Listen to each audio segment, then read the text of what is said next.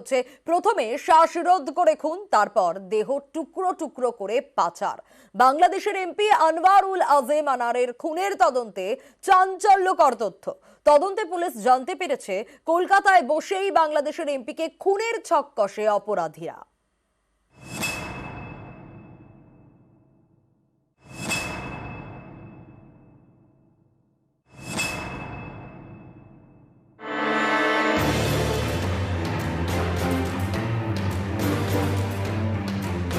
নিউটাউনে খুন বাংলাদেশের এমপি আনোয়ারুল আজিম আনার, হাড় হিম করা হত্যাকাণ্ড, নৃশংসভাবে খুন। সূত্রের খবর, তদন্তকারীরা জানতে পেরেছেন নিউটাউনের ফ্ল্যাটের বেডরুমে প্রথমে শ্বাসরোধ করে সাংসদকে খুন করা হয়, তারপর দেহ নিয়ে যাওয়া হয় রান্নাঘরে, সেখানে ধারালো অস্ত্র দিয়ে কোপানো হয়। প্রমাণ লোপাটে রান্নাঘর সাফও করে অপরাধীরা। তবে ফ্ল্যাটের দরজা এবং খাটে রক্তের দাগ মিলেছে। উদ্ধার হয়েছে গ্লাভস। দেহ টুকরো টুকরো করে ব্যাগে ভরে 3 দিন ধরে সরানো হয়। এই হত্যাকাণ্ডটা আসলে তাদের দীর্ঘদিনের একটা পরিকল্পিত প্ল্যানের একটা অংশ। উদ্দেশ্যটা ছিল যে এমনভাবে গুম করা হবে তাকে যেন কেউ কোনোদিন তার অস্তিত্ব না পায়। তদন্তকারীরা মনে করছেন এক ক্যাবে করেই দেহাংশ পাচার করা হয়। সেই গাড়ির খোঁজও মিলেছে বলে পুলিশ সূত্রে দাবি। চালক জুবেরকে পাকড়াও করেছে সিআইডি।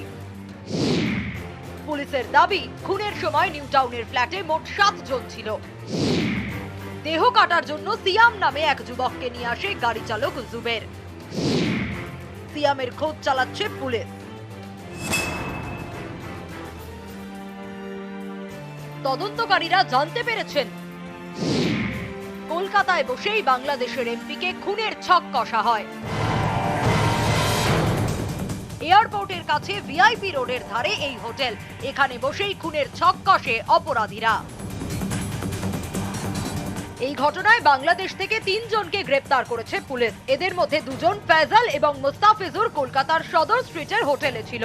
গত 2রা মে থেকে টানা 11 দিন, 13ই মে এমপি খুনের দিন তারা হোটেল ছাড়ে। এই হোটেলের সিসি ক্যামেরার ফুটেজও খতিয়ে দেখছে পুলিশ। পুলিশ সূত্রে খবর, বাংলাদেশের এমপিকে খুনের পর চিনার পার্কের হোটেলে ছিল অপরাধীরা 14ই মে থেকে 18ই মে পর্যন্ত। বৃহস্পতিবার সেই হোটেলে যায় বিধাননগর পুলিশ, সিসি ক্যামেরার ফুটেজ সংগ্রহ করে। নিউজ 18 বাংলা।